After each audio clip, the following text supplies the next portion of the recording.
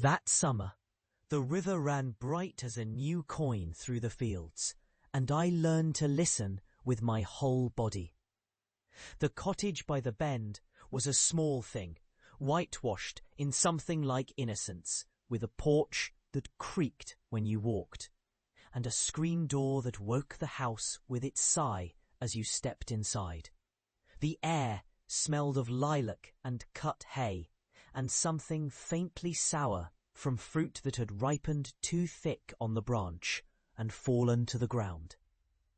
My mother wore an old sun-hardened apron as she cooked, and my father, who spoke little but meant a lot in the quiet hours, checked the weather on an old brass barometer that never quite agreed with the sky.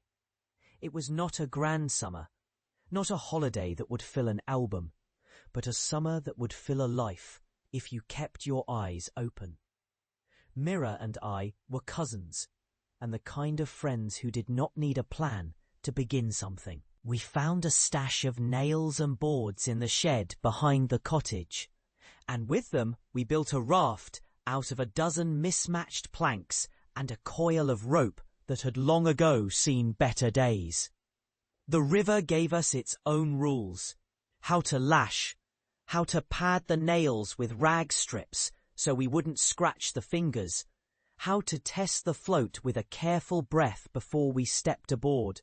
The boys from the village teased us for being crafty girls, which, in our minds, was the finest compliment a girl could hear.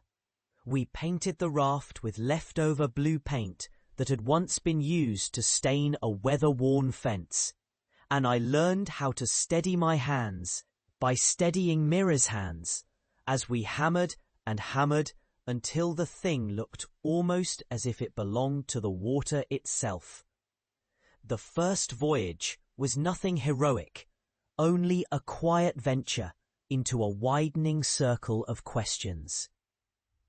We pushed off at the old bend, where willows dipped their heads into the water, as if listening for secrets. The raft rose and fell with the river's slow breathing, and the air smelled of wet wood and the far-off smoke of a cook fire from someone's supper drifting along the breeze. A chorus of cicadas filled the air with a steady, patient hum that seemed to measure the tempo of our hearts. We wore our old cotton dresses rolled up to our knees, and the river curled around our ankles as though it had always meant to cradle us there. We drifted for a while, letting the current be our guide, and then the world grew larger. A boat tied on the far bank, a heron lifting its long white neck and slipping away into the green edge of the reeds, the distant clack of a passerby's horse cart, the soft slap of water on the raft's wood as we tested our balance. It felt good to be useful, to be a small crew in a quiet vessel. The water wrapped around us with a cool kiss that moved along the skin, and I found that the river did not hurry. It carried us with a nurse's patience, and perhaps that is what saved us. We had not counted on the sudden rain that summer brings when the clouds forget their manners. The sky opened, and the world turned young and wild in its downpour. We squealed with both fear and delight as the rain stitched 1,000 bright beads on our sleeves, and the river shivered into a new shine. Our raft, unstable and brave, bobbed as if it too were listening to the storm's soft shriek. The edge of the bend where we had hidden from sight now appeared suddenly perilous, a lip of current that could scoop us up and carry us away to somewhere we'd never heard of. Mira clutched the rope. I clutched Mira. We shouted for help. The river itself seemed to answer with a greater creak of its old bones, and we found the nerve to steer toward the bank where the reeds offered a green, patient shelter. That moment, when fear rose like a blackbird from a thicket, and quiet resolve rose in its place, taught me more than any lecture ever could. It wasn't the thrill of survival, or the triumph of keeping the raft from tearing apart that stayed with me. But the way Mira's fear and my own fear found a shared language in that narrow moment. We spoke little, as children do, when the world feels large enough to swallow a sentence whole. We breathed, we listened, and we moved with the river's rhythm, not against it. The storm passed as storms do, with a sigh that shook the trees, and then quiet, as if the lake itself had exhaled. We reached the bank, and the old rope, threadbare and brave, held. We were stained with damp and triumph, and we laughed with a joy that didn't need music, only breath and a kind of relief that settles into the bones. On that bank, a small animal appeared, a sparrow with a limp wing, rescued from the wet by a boy who caught it with gentle hands and released it back to the air. We named her Cinder, and she became our silent witness to what we did that day. We did not save a village or write a famous line in a notebook, but we learned to read the language of the river and the weather, to respect a thing stronger than us, and to trust, at least for a few hours, that endurance and gentleness could work together. That night, after the rain had washed the dust from the world, and the air smelled of damp wood and new growth, I asked my mother how to remember a day when your hands did what they were meant to do, and your heart felt its own bravery without shouting about it. She poured mint tea into chipped cups and whispered that memory holds on to small, patient things. The weight of a rope under your palm, the way the water's surface trembles when you step onto it, the relief in a friend's voice when you steady the thing that trembles with them. It wasn't a sermon, just a bedtime lesson tucked into a quiet moment.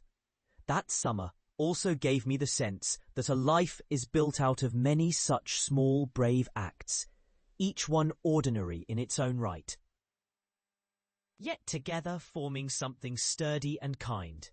We did not become figures of legend that year. We became the kind of people who knew how to pull someone back to shore when fear almost pulls you under, who can hold a line steady and true, not because bravery demands it, but because you've learned to trust the river and the people you travel with. The raft drifted back to shore with us that night, and with it went a little of the old world's fear, and a great deal of its wonder. In the years that followed, I carried that afternoon like a secret anchor.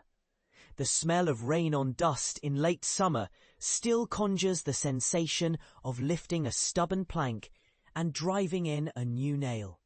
The first time you realize your own hands can become a kind of instrument, one that keeps a fragile thing from sinking. I learned that the heart's true craft is not to race ahead, but to stay present.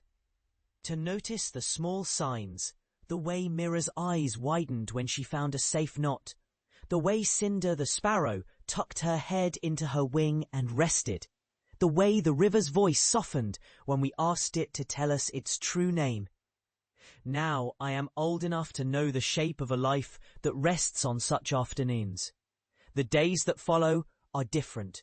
The chores are heavier, the skin is thinner, the memories thicker.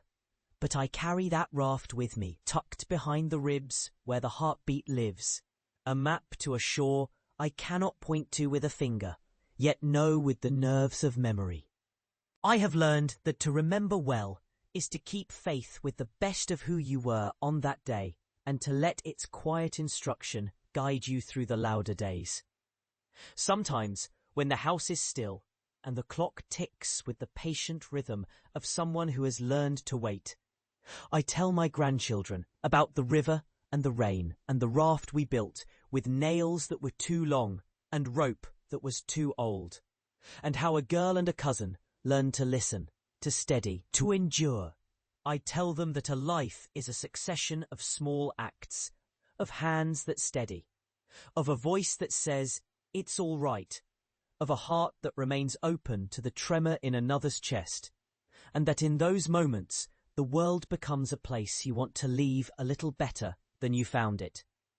Time passes, of course, and the river recedes into other summers, in other stories, some shared aloud, some kept to ourselves. The way you keep a seed until it promises to bloom again, but the meaning remains, tucked in the grain of memory like a boat built from drifting wood, buoyant and true. I'm grateful for that summer, grateful for the rain that taught us to listen, for the raft that taught us to stay, for the quiet that taught us to care. And so, when a chilly wind slips through the house in late evening and the kettle sighs on the stove, I find myself smiling at nothing in particular, because time may pass, but meaning endures. It lingers